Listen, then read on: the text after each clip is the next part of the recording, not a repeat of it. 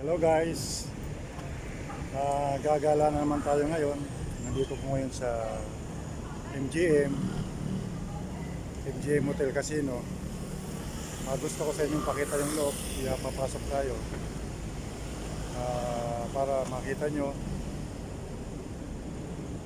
ang loob niya. Para na rin kayong nakapunta dito sa Macau sa mga ipapakita ko sa inyong mga hotel casino. Pero sa casino kasi hindi tayo makakapasok dyan kasi bawal ang camera. Video bawal dyan sa loob. Mahigpit na pinagbabawal sa lahat ng casino yan. Ngayon, yung loob lang, mga shopping mall. Tara, pasok tayo guys.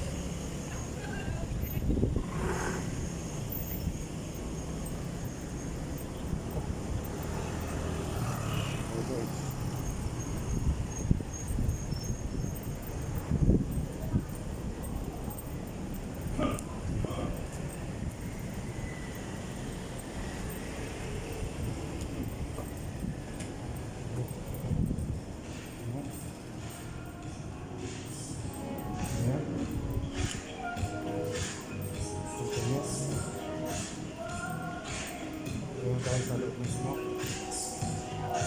Doon tayo sa loob ng MGM. Ayan. Yan ang palatandaan ng MGM. Ang liyo na yan. The gold. Tingnan nyo, kumikintab. Tingnan nyo kung gaano yan. Gold dyan. Grabe. Kumikintab yung gold na ano yun. Ayan. Ito nyo. Ayan sila. Ayan.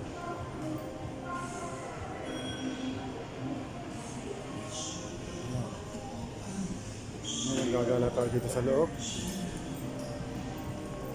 Pasukin natin yung loob. Hawakan tayo.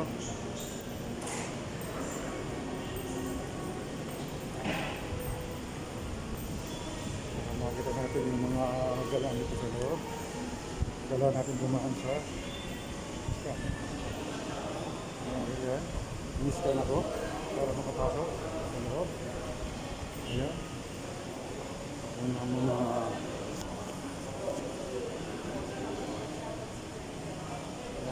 tindahan dito.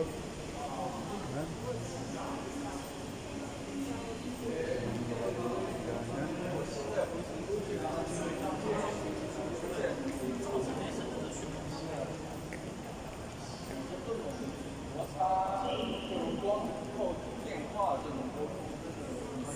Ito ang loob ng MGM. Meron tayong pupuntahan doon sa loob yung aquarium na malaki. Hanapin natin yun sa loob. Yung mga shopping mall nila.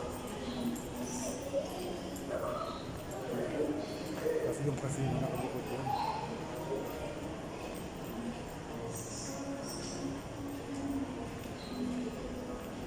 Sa casino kasi hindi pwedeng daan yung camera doon. Bawal na bawal doon yung casino. Ang camera. Din tayo sa loob, lumala.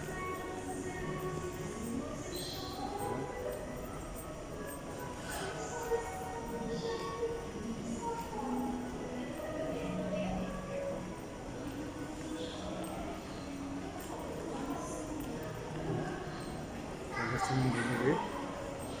Mga branded, ayan. Ayan.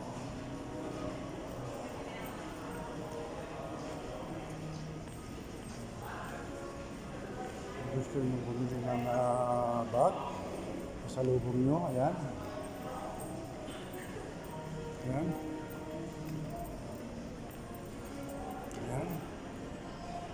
Louis Vuitton, gusto nyo bumili ng bag, halika. Bilihan kayo, sabihin lang nyo. Kung sino gusto, bilihan ko kayo. Para pasalubong mo sa inyo. Nilalagyan lang. Sigaling ko. Galing pag ini mahal. Ayan. Yung mga tindahan nila dito.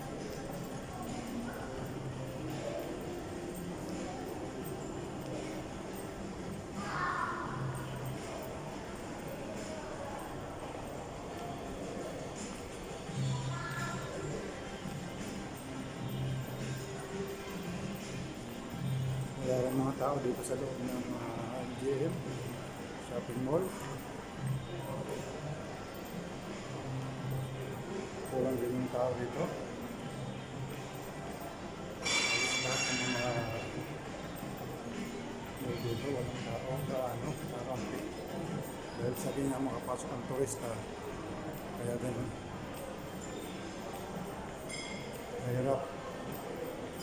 Kaya grabe yung pagbagsak dito. Ang ekonomiya. Ayan. Kita ko sa inyo ang isang leon. Oh.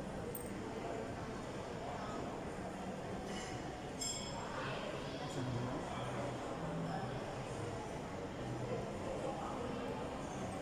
Ayan, oh.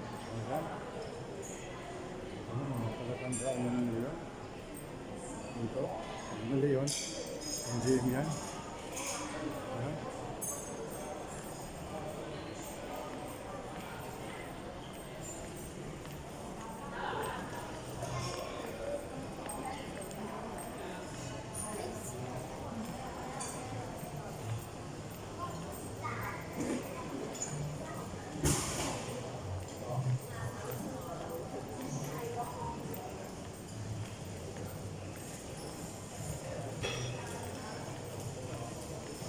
Mas tayo kasi baka may masita tayo. Wala tayong mas. Kailangan ilagay natin sa tama.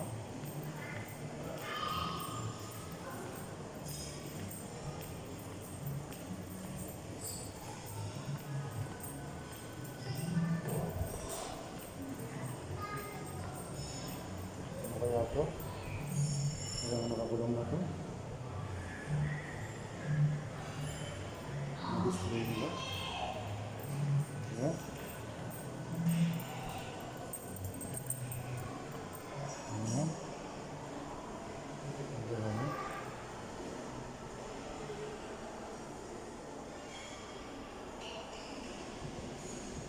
Tulya. Galing.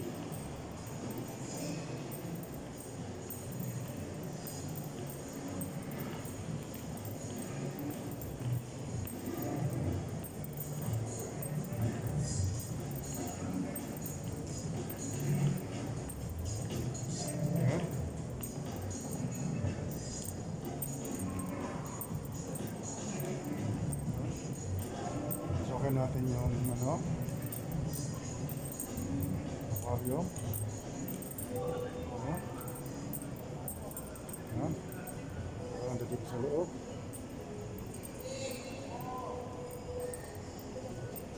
Ayan.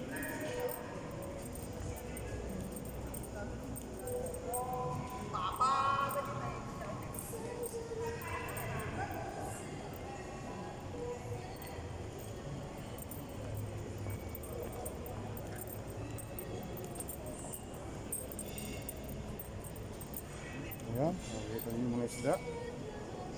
Ang gaganda, oh. Malangoy. Ayan. Ayan, naghabulan sila. Malaking aquarium yan, oh. Ayan.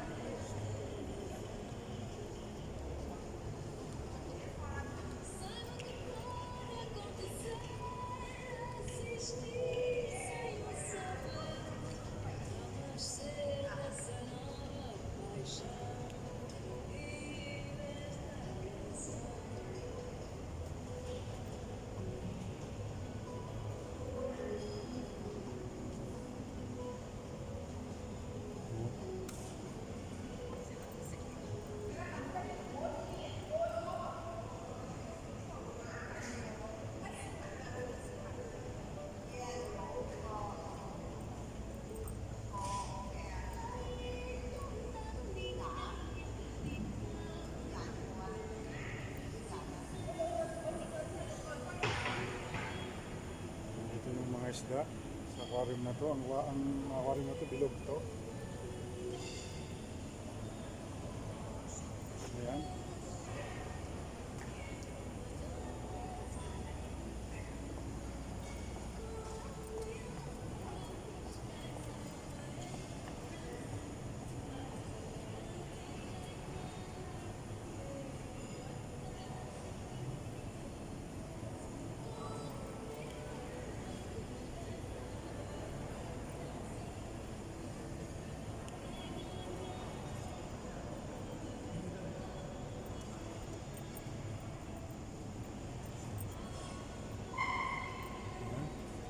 Halos wala rin tao ngayon dito. Kakaunti rin mga tao.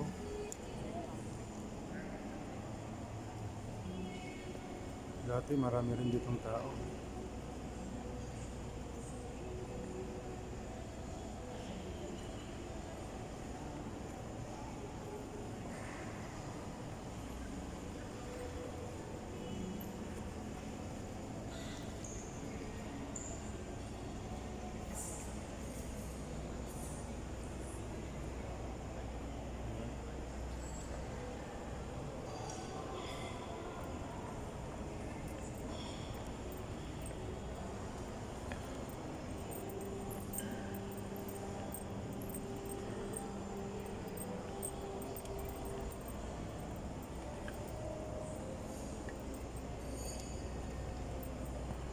Tayo dito.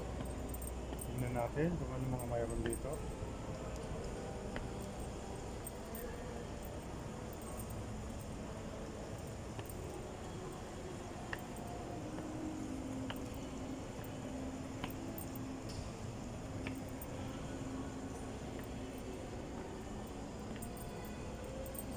Ayan guys. Makikita niyo yung pinakaloob dito.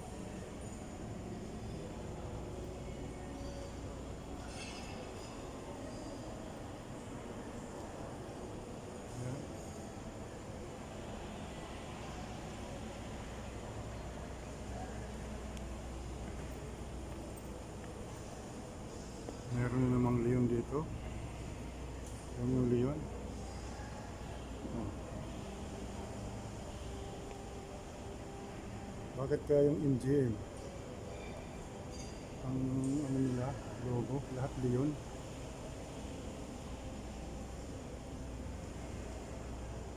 Puro leon.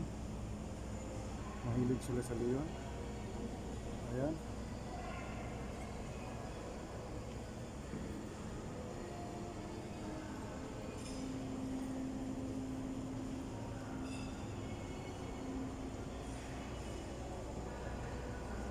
Tahimik.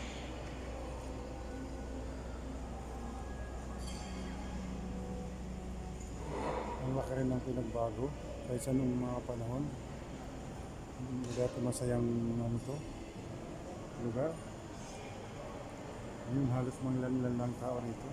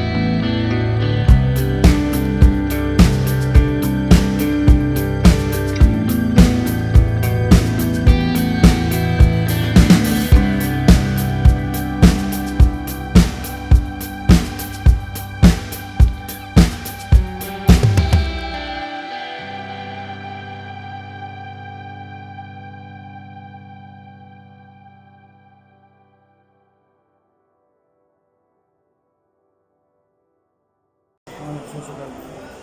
Puro galing bus. Lahat sila. Kaya, nung na-lockdown yun, nawala ang mga player. Yung mga player, hindi makapasok. Kaya, walang kita. Yung casino rito. Ganun. Kasi ang mga nakapaglalaro lang dito, mga turista. Kasi yun ang mayayaman ang nakakapasok dito na maglaro sila. Ibang klase kasi ang usapan ng pera nila dyan. Ang pera ng mga naglalaro dito, hindi nakawalik. Bag yan. Milyon ang usapan.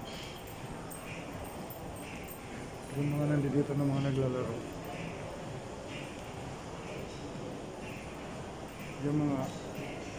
Yung mga player dito sa Macau, yung mga residente lang dito, hindi sila gumagastos ng malaking pera para magpatalo sa casino. Maglaro sila dito, yung mga taga dito sa Macau. Para bagya lang, libangan lang nila rito. Hindi sila ganun ka galanti magsugal. Pero yung mga gayo, mga foreigner, pumapasok dito. Ayun. Daming pera, no? Kasi nararanasan ko yan pag nag-check kami ng bag. Lalo na pag nasa event kami sa casino, ay sa Venetian event. Pag may mga concert kami sa Venetian Arena, nag-duty kami dyan. Concert, boxing, ni Pacquiao. Lahat ng mga nanonood kasi parang sa Pinas i-check namin yung mga bag. Doon nakikita. Pag na-check mo yung bag, grabe yung pera nila. Bandel. Nakatali. Akala mo libro. Ganun, malulula ka sa mga pera nila. Ang pera nila hindi nilalagay sa wallet. Hindi wallet, bag talaga. Napakalaking bag ang mga ano nila. Kaya yun ang pinapatalo nila. Grabe. Ganun sila ka-atindi dito ng pera. Dito ka nakakita ng pera dito. Kahit dalhin mo, walang magkaka-interest na hold upin ka. Kahit sa labas, bitbitin mo yung pera. Walang magtatangkakat tayo dito, safe. Kaya mo itawid yung pera sa kalsada, ganun mo lang. Iba nang aagaw sa'yo eh. Nakabandil, ganun mo lang pera mo. Dala mo sa kalsada, tatawid ka. Walang magkaka-interest sa'yo na umagaw.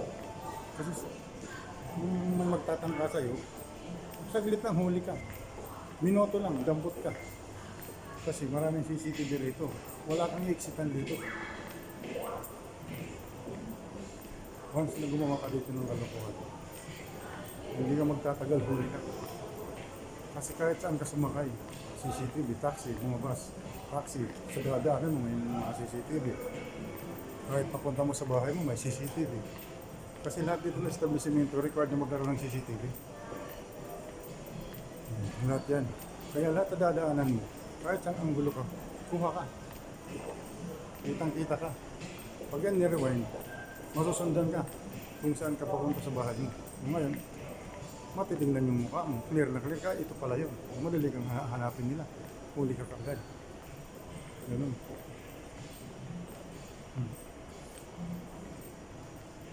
Ayan, ang view sa loob.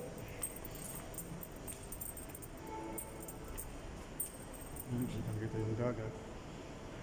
Kitang-kita yung Macau Tower. Ayun, Macau Tower. Ayan. Tambay.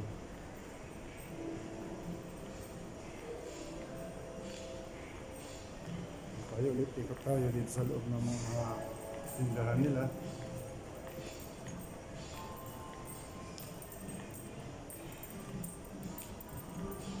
Ayan. Napakatahimik, walang tao talaga.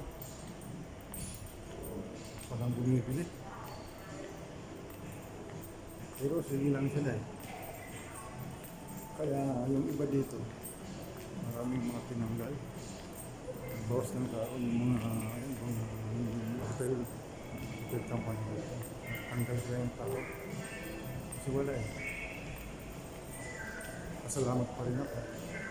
Dahil sa kahapon, nag-renew kami ng visa na naman namin. Na-renew na naman kami ng another 1 year. Kasi renewal namin yearly. Ngayon, salamat pa rin sa Diyos. Dahil sa dinami-dami ng mga natatanggal, pero hindi pa rin ako natanggal at na-renew pa rin kahapon. Kaya, swerte-swertehan lang talaga. Dito sa Macau, marami umuwi ditong luhaan. Umuwi na, nasa Pinas na. Ang iba dito, nasa 400 na Pilipino, tinanggal sa isang hotel. Pinauwi na sila kasi lugi na, wala na. Sa Pinas na, ano na sila ngayon. Ang kagandahan naman, kasi sinagot yung ano nila, pamasahe, para makauwi sila. Yun yung nagkaroon ng yung repatriation. Ipag-coordinate sa gobyerno, Macau at saka sa Pilipinas. Kaya sila nakauwi. Sinundo sila ng aeroplano natin para lang sila makauwi. Pero kailangan marami kayo. Hindi pwede kung ilan lang ililipad. Kailangan kumplito. Isang biyahe ng aeroplano, kumplito yun. Kapag natanggal ka, pupunta ka sa Philippine Consulate. Dadalhin mo yung termination paper mo para isali ka sa listahan nila. Na ikaw na walang trabaho, kasama ka sa mga papauwiin. Wala kang babayaran sa pamasahe, sa aeroplano. Kasi babayaran mo yun. Pero kung uuwi ka lang basta-basta, hindi ka pwede doon. Kasi ang pinapauwi lang yun, walang trabaho. Kasi gobyerno yun ang magbabayad nun, magsusulder sa pamasahe nyo. Kung uuwi ka na wala ka naman, may trabaho ka naman, bakasyon ka, hindi ka pwede doon. Kasi para lang yun sa mga nawalan ng trabaho.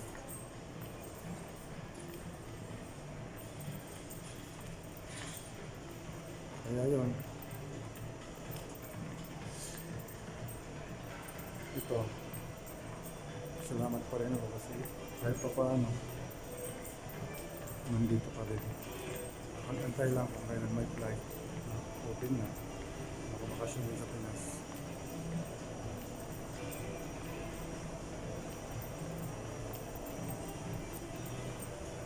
Okay, ikot-ikot ko muna kayo rito.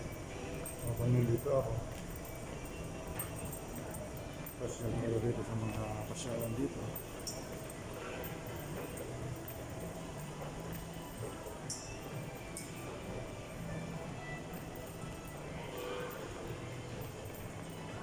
Valentino.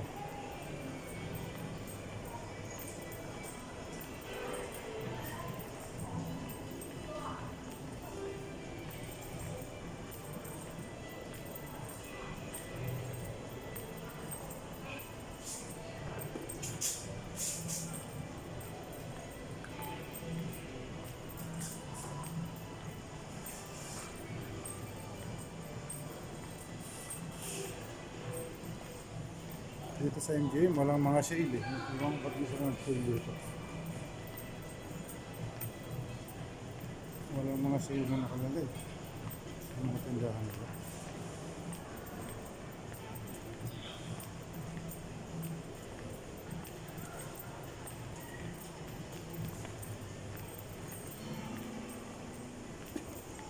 Hindi natin dito sa taas. Dito.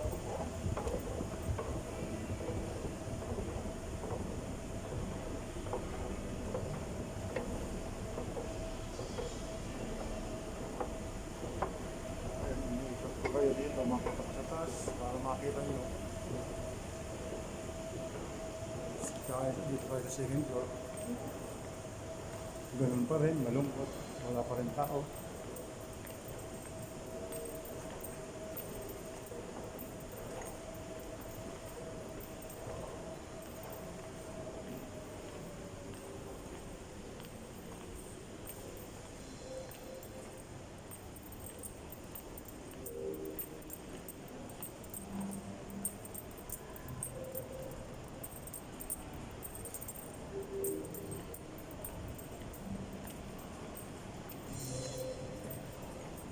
kaya to kikita sila, no? Nag-renta sila, ang mahal ng ano nila, pwesto nila, mahal. Tuloy-tuloy ang bayan. Pero, ano yun eh, naiintindihan niya ng mayari ng India kasi yung gobyerno kasi dito. Nagkaroon sila ng, ano, noon kami nga noon, nagkaroon kami ng free 3 months kami walang bayad sa kuryente, tubig. Sinagot ng gobyerno yung mga bills namin, lahat na nakatira dito. Sagot nila lahat ng mga bills. Namin, 3 months yun, malaking kaginawaan sa amin yun dito. Na hindi kayo mababayad, pero mo yun kung gaano kapera yung gobyerno. Sagutin mo lahat ng mga nakatira dito ng kuryente, tubig. 3 buwan, wala kang babayaran. Kami nga dito ng mga nangungupahan, malaking kasalamat namin nun kasi epektado yung trabaho namin. Marami kaming day off na, hindi na kami trabaho dahil ng tuloy-tuloy. Pero dahil sa bigay ng gobyerno ng libre tubig kuryente, katulong sa amin yun, malaking tulong. Kasi wala na kaming binayaran eh. Kaya maganda yung pamamanakad ng gobyerno dito sa Macau.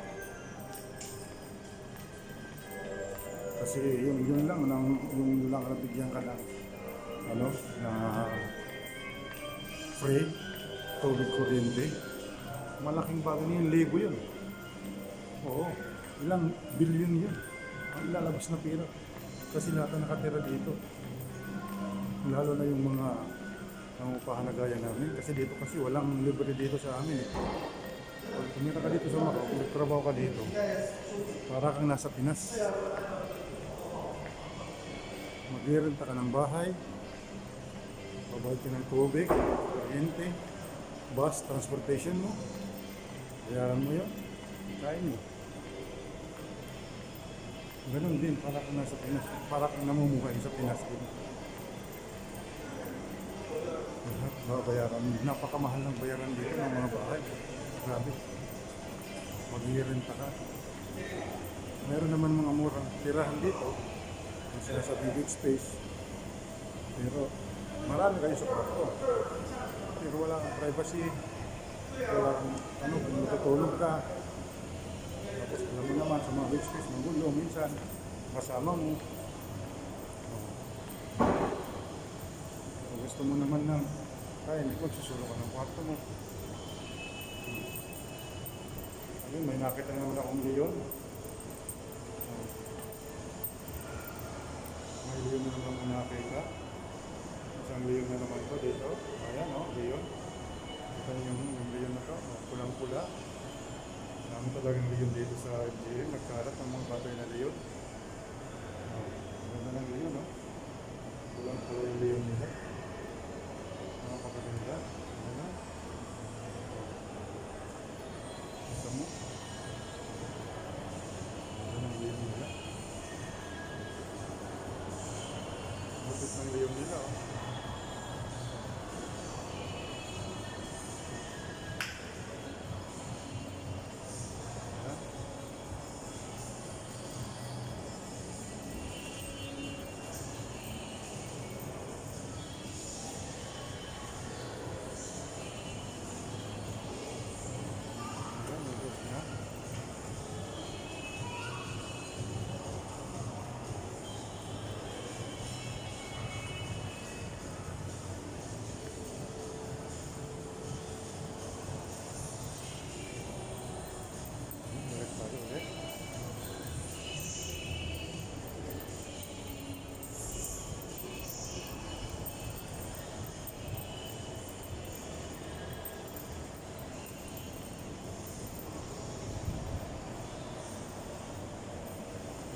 Para kayong nakagala na dito sa loob ng MGM.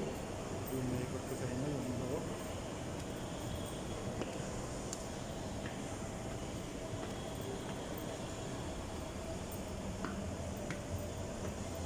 Para makita nyo. Kahit hindi pa kayo pumunta dito sa Macau, pero nakita lang nyo.